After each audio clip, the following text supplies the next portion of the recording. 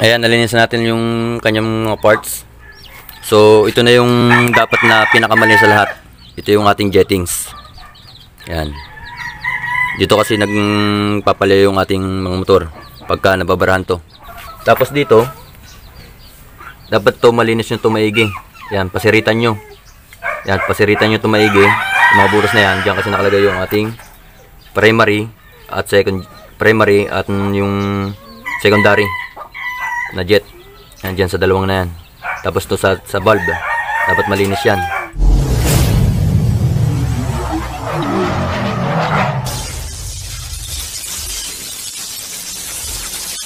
Magandang araw sa inyo mga boss. So ngayon sa araw na to, tayo ay maglilinis ng karburador. So bali ito ay requested ng ating isang viewer.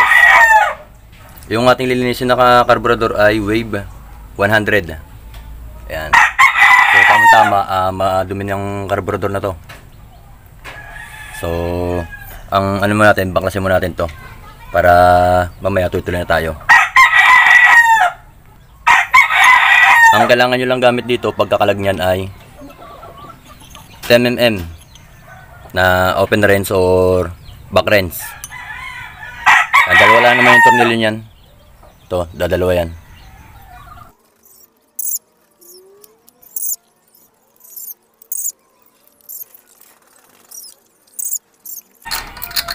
Kaya tanggal natin yung tornilyo nya. So tabi lang natin, baka usan natin na mapalagay.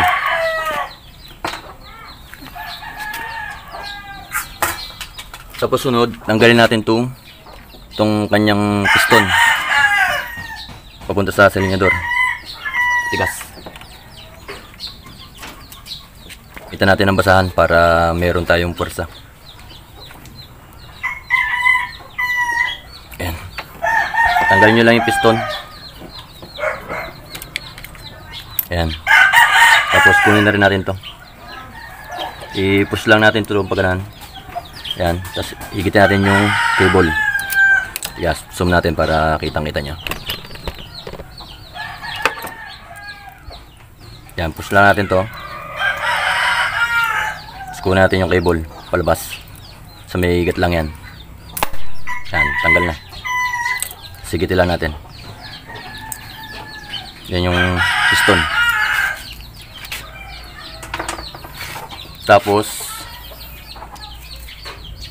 tanggalin natin itong choke.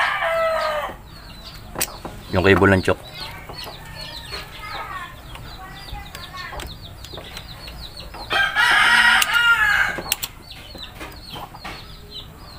Ayan.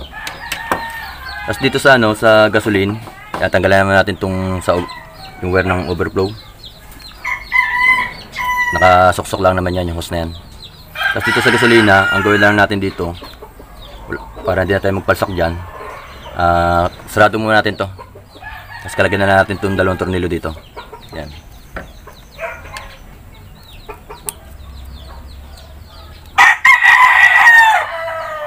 Pagpasensya nyo na yung ating mga sound effect. Marami tayong manok dito. So ayan, kalagyan natin yung dalawang tornilyo na yan.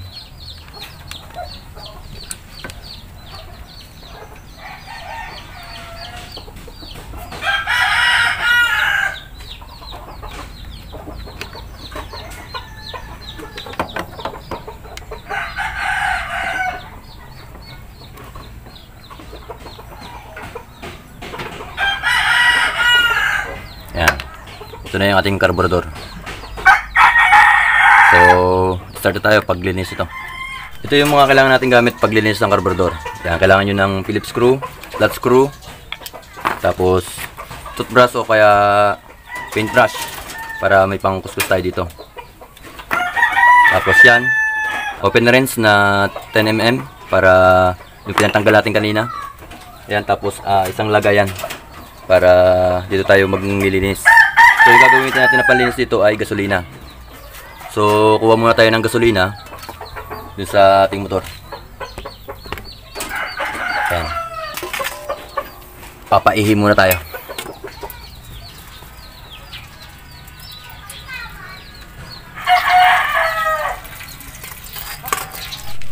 So ayan.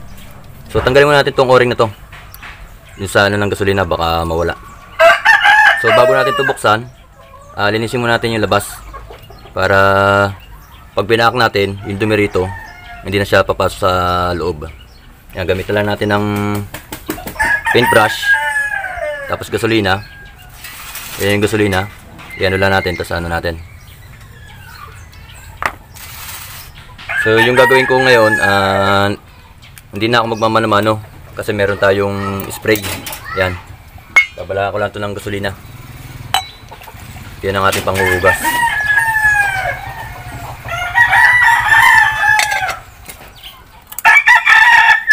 Isip lang natin yan.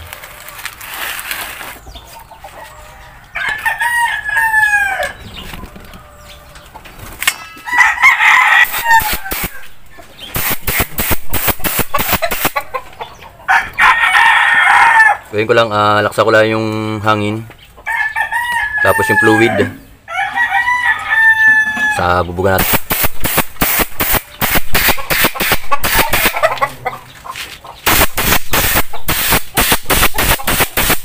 Para masakit siyang matakal.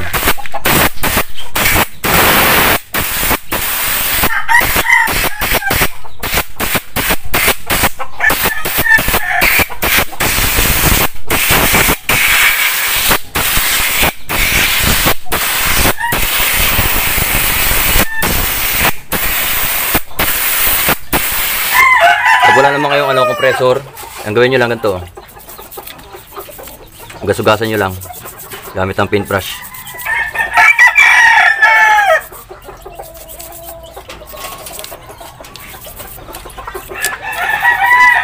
Para malinis yun na sa labas bago natin buksan.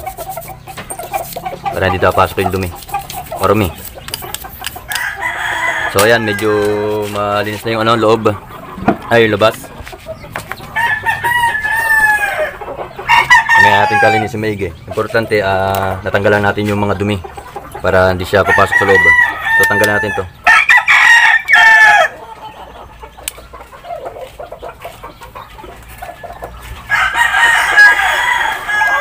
Yan, tabilan natin mga tornilyo ba mawala. Tapos may tornilyo yan dito. Yan, tanggalan natin yan.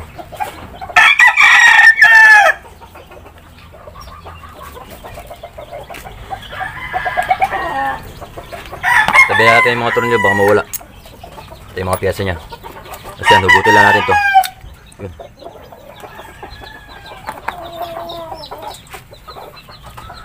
Yan, makikita natin yung mga singit-singit dito, marumi pa rin.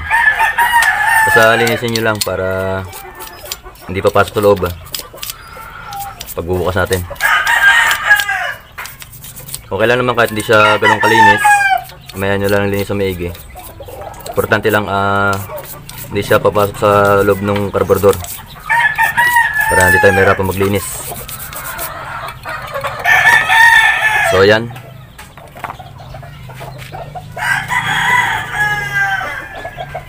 Gagamit din pala tayo ng ng katala na maliit. So buksan natin to ilalim. Yan. Para malinis natin maigi yan. Yun yung kanyang filter. Tapos dito sa kabilang side, tanggalin din natin to para malinis din natin. So pagtatanggal nito, alalayan yung ganyan dito. Gawa na may spring to sa loob. Ba mamaya pagbukas nyo, hindi nyo inalalayan, tatalsik yung spring, yung kanyang spring. Ba mawala. Yan, basta yung mga tuloy natin, iipon nyo lang. Yan, dahan-dahan lang. Gawa na may spring kasi to. Yan, yung spring. Ito yung kanyang dito. So ayan, nakakalagay na natin yung mga kailangan kalagin. So buksan natin. So pagbubukas niyan, dito sa ilalim, may dalawa lang namang screw yan. Yan.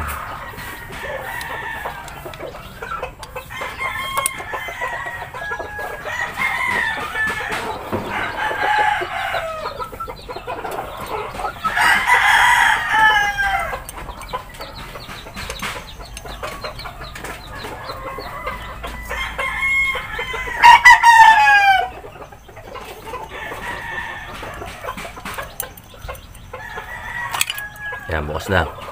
Ito yung pang ilalim. So, yan lang muna natin yung tornilyo. Baka kusama palagay.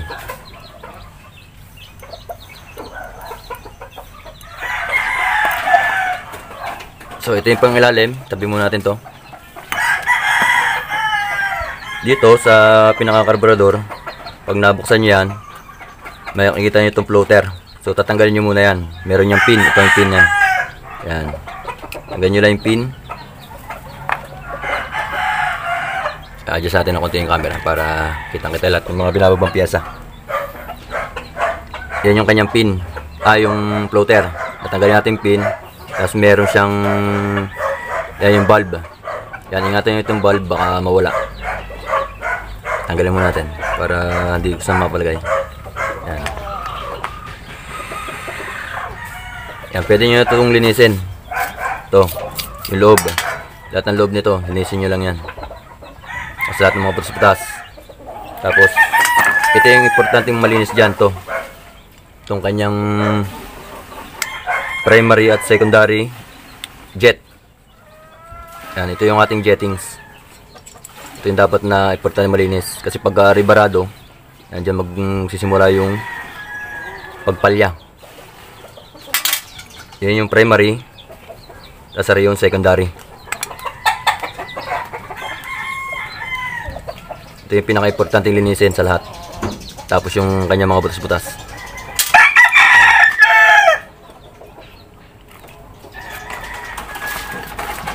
So, linisin muna natin to. Yan, yung loob. Lahat ng butas na yan, dapat malinis. Mas maganda sana kung paglilinis nyo, okay din to. Pero hindi niya masyado malilinis yung mga loob-loob. Mas maganda meron kayong pang-spray. Kung meron kayong carb cleaner, yung mas maganda. Para mapapasiritan nyo lahat ng butas na yan. Para mawala yung mga barado. Yan to. Dito lulusot yan pag ganun. Yan. Kung may panghangin kayo, mas maganda. Yan, unahin ko muna linisin itong mga abot ng paintbrush. Ng toothbrush. Mamaya gagamitin ko na naman dyan ay yung ano na, spray.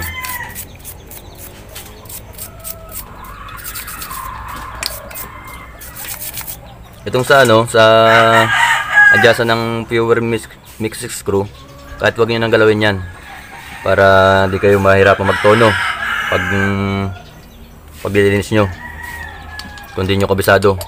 So gagawa na lang tayo ng tutorial kung paano mag-adjust nito pagka kinalag nyo, kung paano magtono ulit. So ngayon, para hindi mo umaba yung video, wag na muna natin ito galawin. Gagawa natin panibagong video para dyan. So gusto natin maglinis ng carburetor.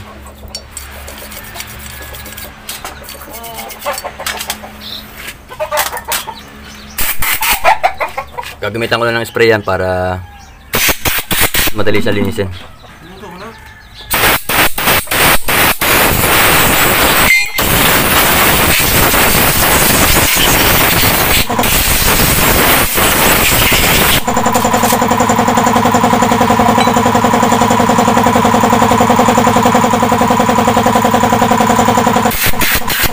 Spray nyo lang yung mga putas.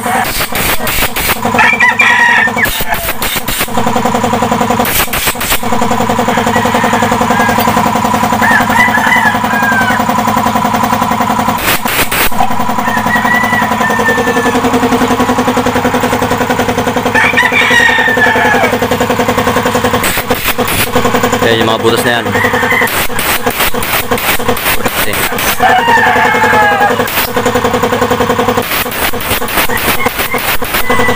Tapos to, sa primary at secondary, na-cheat natin.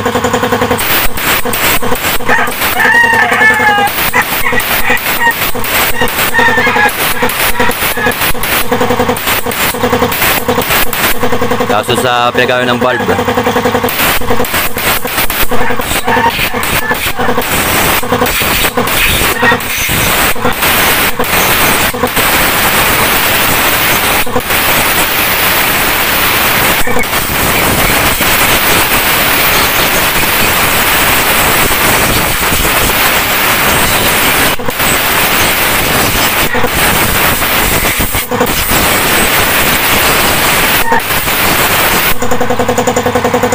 Yan, okay na to. Medyo malinis na to mga boss. Yan.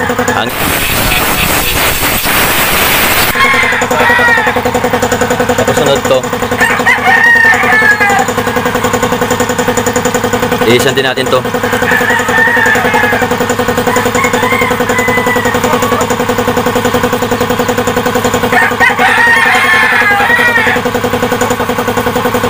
Basta yung mga linisan nyo muna.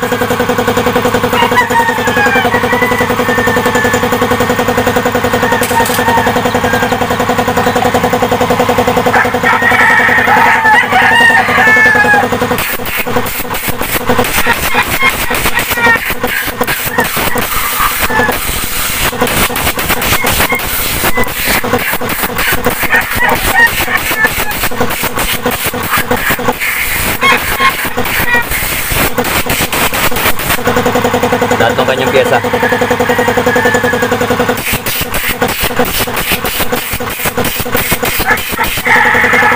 Yung ibang pyesa niya pwede natin ibabad. Yung may mga goma lang katulad ito. Kaya may goma. Pati ring gasket sa o-ring sa fuel. Tanggalin po natin yan para hindi masira. Huwag natin ibababad. Yung mga bakal lang natin yan, ibabad.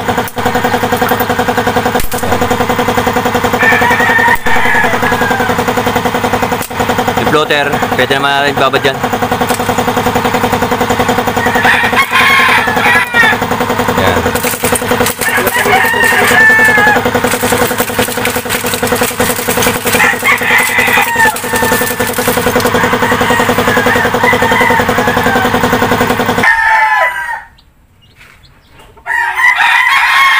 Yan, sila natin itong mga nakababad. Yung mga ibang parts niya.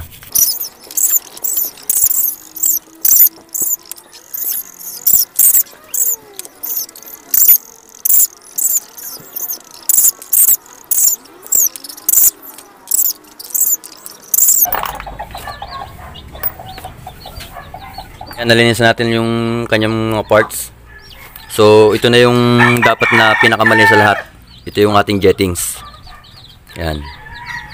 Dito kasi nagpapalaya yung ating mga motor pagka nababarahan to. Sa paglilinis niyan, gamit lang kayo ng gantong wire. Yan. Kuha kayo ng wire. Tapos balatan nyo. Tapos kuha kayo ng isang hibla. Yan yung pantutusok nyo rito sa mga butas niyan. Sobrang liit kasi ng ano niyan, ng butas. Dahibla lang ang buhok. Ayan, pagpasensya nyo yung ating mga sound effect dito. Marami tayong manok dito eh. Ayan, yung wire. Pasok lang natin dito para matanggal yung barado nya. Napakaliit kasi ng butas nito. Ayan. Pasok lang natin ganun para mawala yung barado.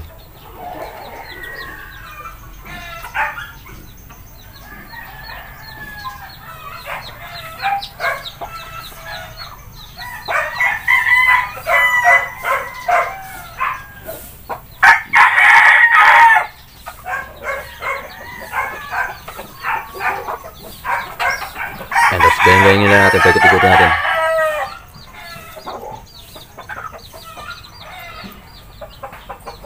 Pagka natusok nyo yun, yung gitna, dito naman sa mga gilid, focus lang natin.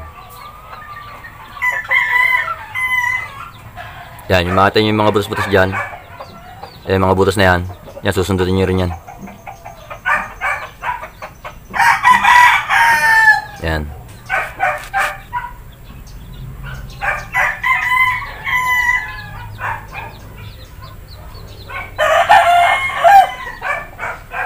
Napaka-importante yung mga butas na yan.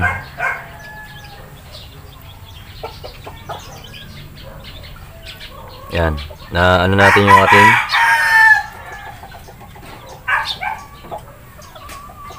secondary jet. Ayan, malinis na yung ating primary secondary jet. Kung mapapansin nyo, yun yung may butas na siya. Napakalit ng kanyang butas. Yan, kung mapapansin nyo.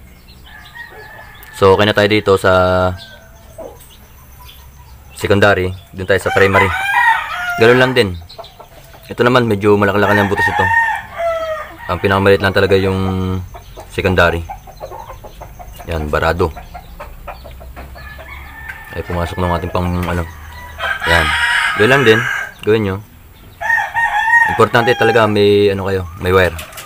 Yan yung pinagbabawal na technique.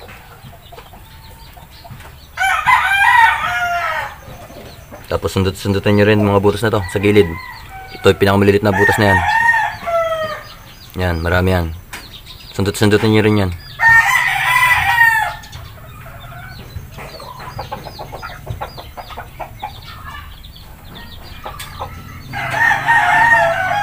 Medyo may kalilitan nga lang butas ito.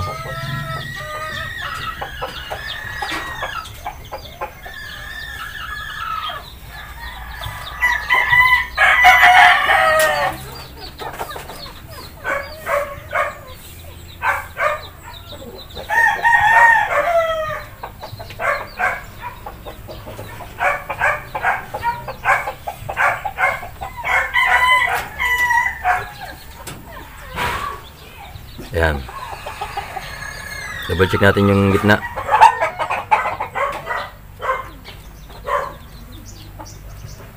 Ayan. Malinis na yan. Tapos dito, dapat to malinis nyo to maigi. Ayan, pasiritan nyo. Ayan, pasiritan nyo to maigi. Yung mga butas na yan. Diyan kasi nakalagay yung ating primary at yung secondary na jet. Yan sa dalawang na yan. Tapos to sa valve. Dapat malinis yan. Pasiritan nyo lang to.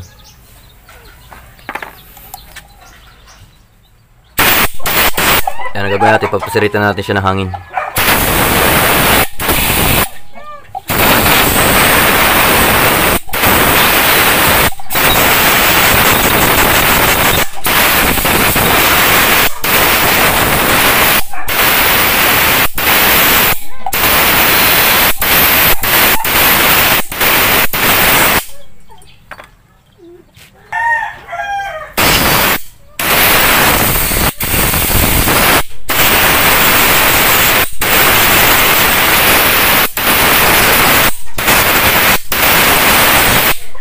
Tapos yung mga butas dito.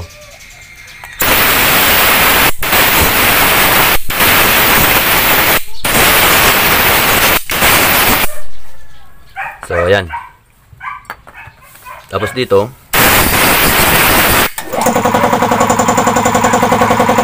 May ngayon yung compressor. Yan, tapos dito, araw. Pasiritan nyo rin to, yung butas na to. Yan kasi yung pinaka nagbibigay ng gasolina sa atin. Sa ating karburador. Ito yung ating tangke. Yan. Ito, pasiritan nyo rin to. Tapos yan.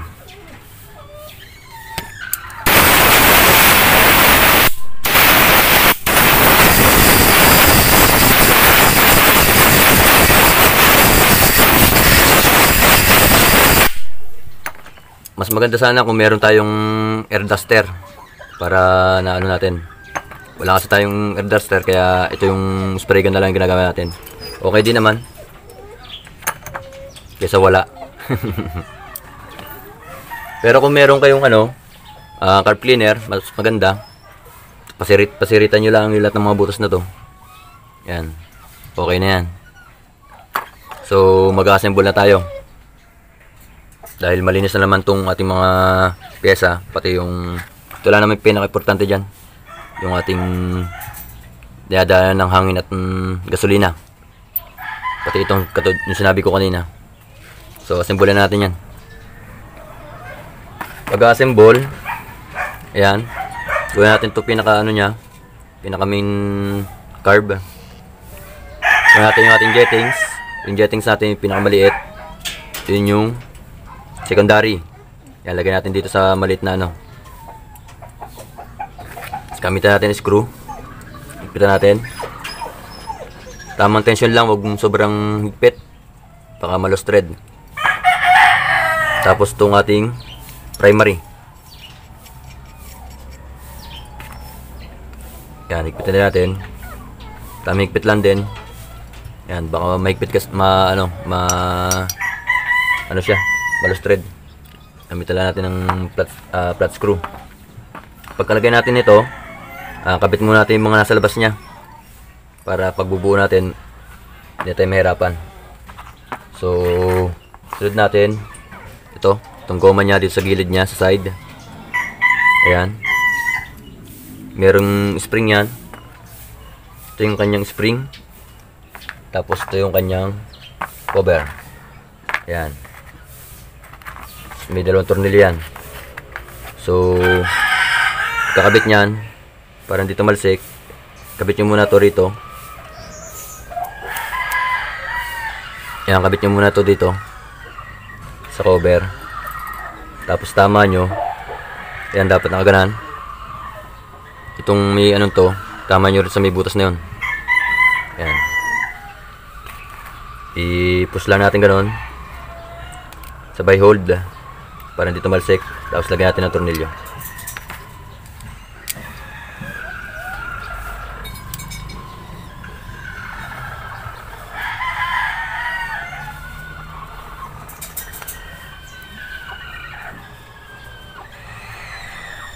Ayan, para hindi tumalsik yung kanyang spring. Hirapan tayo maghanap niya pag tumalsik. Tapos sunod, yung panglagay natin dito, itong ating sa choke. Iwanan yung spring.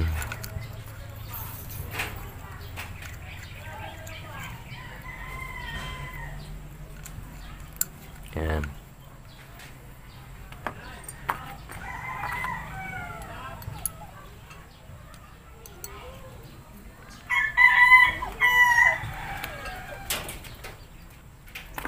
Ayan, pasok lang natin ganun. Tapos yung kanyang lock.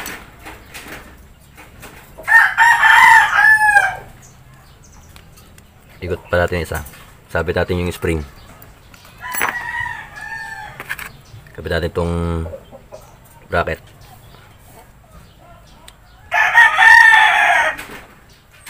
Tapos ikot natin. Ayan. Tapos may tornilyo yan dito. Tornilyo lang natin.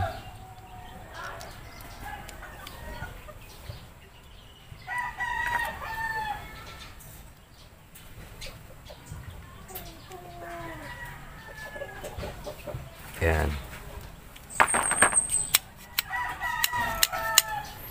Tapos kapit natin itong choke. Ayan, para dito.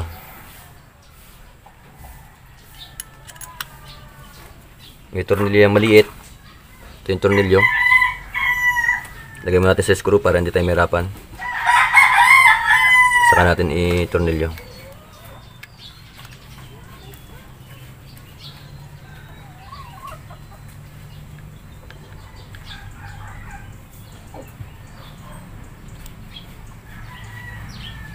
Ayan, tamang higpit lang para hindi masyadong baka malustad kasi. Ngayon nakalagay na yung ating mga parts. Sunod, itong cover din sa filter. Lagyan natin yan.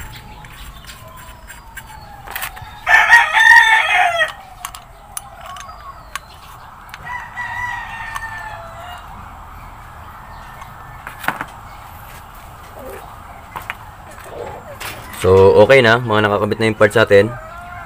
So ito naman yung panghuli na ikakabit natin ngayon. So itong floater. Itong floater, yan, yung floater na yan. Makita nyo itong valve na to. Sabit nyo na to rito. Yun, makita nyo dyan. Yan, sabit nyo lang. Yan, sabit nyo dyan. Tapos tiwaran nyo ganon. Tapos to yung valve. Yung valve na yan, tama nyo rito sa butas ito. Yan. Tapos yung kanyang pin, pasok nyo lang dito.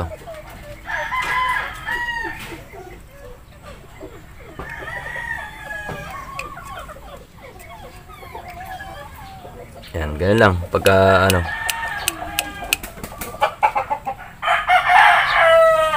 yan, align lang natin maigi yung pin. Tapos yung takip nyan, Pwede natin takpan. Yan. Tapos, tornilyo. Dalawang tornilyo lang din yan.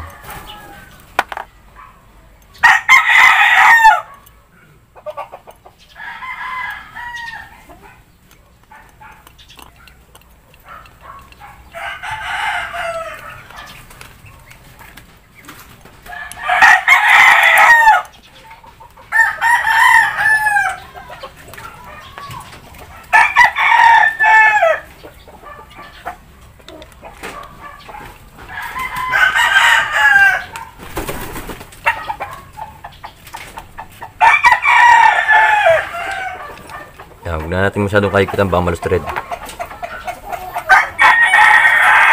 So yan, buo na yung ating karburador.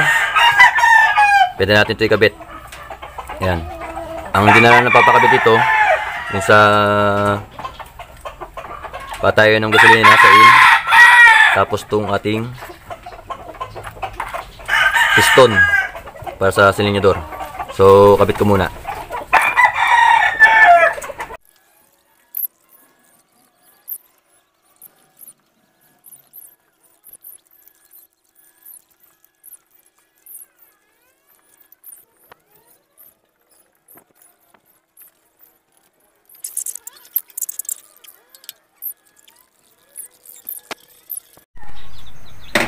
Ayan, ganyan lang maglinis ng carburetor mga boss. So kung bago pa lang kayo sa channel ko, hindi pa napag-subscribe yan, subscribe nyo na yan.